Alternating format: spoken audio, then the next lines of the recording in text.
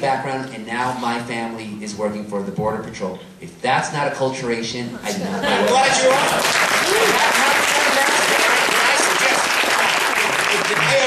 Did I ever say that if you come here illegally, if you come here as a Mexican, as a legal immigrant, you could not acculturate? Of course not. We have acculturated. You said that conversation we had at the very beginning. You are suggesting, no, that is absolutely untrue. Absolutely untrue. I am telling you that. Go on. Never have I ever said tonight or at any other time that any Mexican that comes here illegally cannot acculturate. Never have I said that. Of course you can. Of course they do. Millions have. Millions don't. And that's the problem. It's not, we're not generalizing to every single person who comes here from Mexico or anywhere else. It is now a problem inside the United States, not just, by the way, for Mexicans who are here and will not assimilate. The problem is becoming greater, by the way, I would suggest to you, for another group. And the other M group, right? That's right. Yeah. Muslim. Very, very difficult for Muslims to assimilate into American society if they are committed to something called Sharia law. These are facts. You may not like them, Gustavo, but they are nonetheless facts. Facts are stubborn things. Facts are very stubborn things, absolutely. But to add, I guess I'd say something else, but Patty, I'll leave it to Patty. All right, we're going to get one more question in here. You've already agreed, let's see, smash capitalism and you like to curse. Let's see if we can get agreement on one more thing. Do you think the USA will ever intervene and help out our neighbors next door fight this war against drugs, or is it part of the U.S. economy? If we stop the drug trade, many more government jobs will be lost here in the USA, and that cannot be good for the economy. So where are we with Mexico drugs in the U.S.? Legalize them. Wow. Legalize marijuana. Let me tell you, that drug war is lost. It has been lost for years.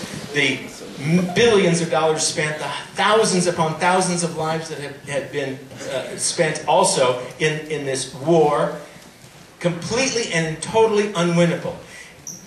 I always argue, it's certainly one of the reasons, by the way, I am not governor of the state of Colorado, is because I took this position.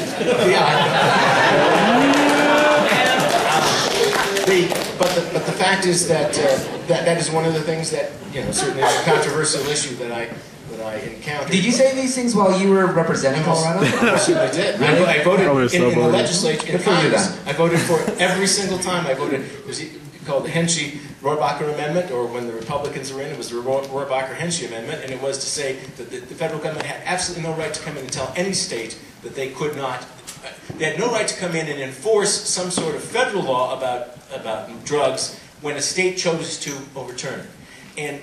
And I believe with all my heart that we need to legalize it. I believe that this whole thing, especially marijuana, of course, 72% of all of the profits to the cartels come from marijuana.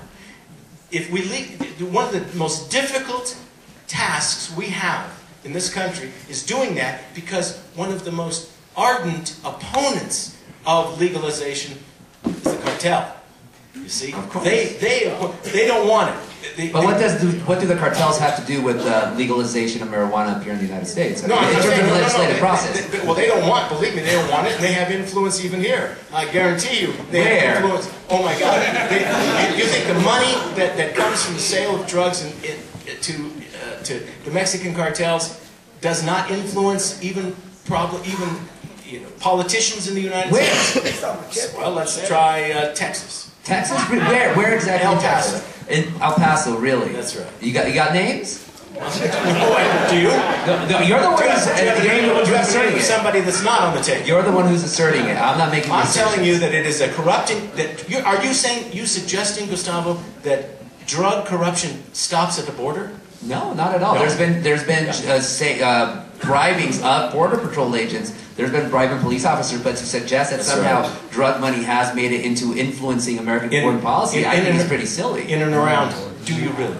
I do. Okay. Sure. Maybe I'm naive. You are Maybe I'm naive. Maybe. No, okay. Not very. Okay. I heard we that. promised you 1 hour, so we're at the end of that time. So here's what I would say. can you each wrap up just what you would like people to leave here with from this debate? Whichever one of you wants to go first. The message you would like them to walk out with tonight. Since I had the first thing to say, you can have the last word. I would just like the people out there to take, again, my family story. My dad was an illegal immigrant. He came to this country in the trunk of a Chevy in 1968. He hopped the border fence back when it was just chain link and not the stuff you like out there now. Three-pronged. He crawled through a sewer. He came to this country every which way but loose. I was the first son of 4. Only spoke Spanish in high school. Only spoke Spanish when I entered school.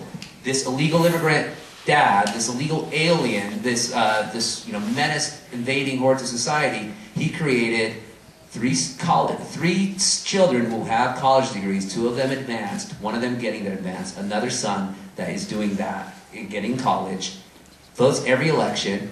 He's even actually against illegal immigration, Tom. Go figure that one out. True story. Oh, but I don't want to say it. But in this family of Mexicans who still basically live in Mexico and the United States, but you have some of the best Americans you'll ever meet, and where our family is not the exception, we are the rule.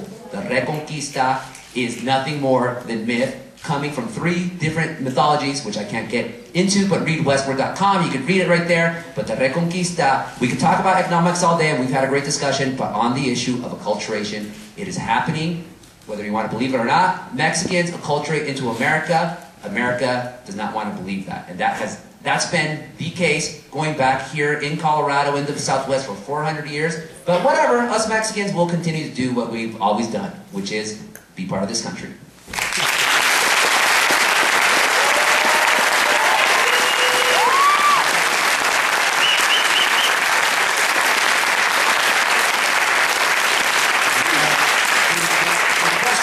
That we never really got to deal with to any great extent is what is being part of the country. Being in America does not necessarily mean that you are an American. And it doesn't matter where you come from. It's of no consequence. The country of origin, the ethnicity of the people who come. America has been successful in this process of assimilation and integration for a long, long time. And we have assimilated people who have come from all over the world and of every color and background and ethnicity. And it's a tribute to America that has occurred. It occurred as a result of a push inside the United States for assimilation and a desire on the part of the people coming to assimilate. That was the great secret. I don't know if it's really a secret, but it's the great phenomena of America, the thing that described our victory in being able to have a country made up of so many different people. We are indeed a nation of great diversity. And diversity can be a very healthy thing. It can also, when driven to a certain point, be unhealthy. You cannot have a nation that is focused on the idea of diversity as being the central theme. It's oxymoronic to think of a homogeneous society made up of completely different people who accentuate the differences. We need to accentuate. I would love to see that process that worked so well continue to work today. But I don't believe it is working. I do not discount for a moment the millions of Hispanic people who have come to the United States of America and been certainly as good Americans as my family or anybody else that you could possibly think of. I absolutely know that's true. I have never discounted that, ever. They're out there, I see them. They talk to me all the time. They vote for me. You can't raise your hand there. And I appreciate that. What I'm talking about, of course, is something else that's occurring in the United States, and that is this sort of focus on and almost obsession with the concept of multiculturalism. This, to me, becomes problematic, and it seems also to bring up the specter of what Teddy Roosevelt warned us about when he said, you know, we have massive immigration, and it's great. But immigration without assimilation creates not a nation, but a polyglot boarding house. And I believe that that is what we are becoming, or at least what we are in danger of becoming. And hence, a debate like this is great, Gustavo, because we can at least make people think about this and come to some conclusion, one way or the other. Come to some conclusion with their own experiences, with what they see every day in their lives, and what they know to be true, and what maybe they are challenged by when you and I both talk. So, this is a good thing. Thank you very much for coming.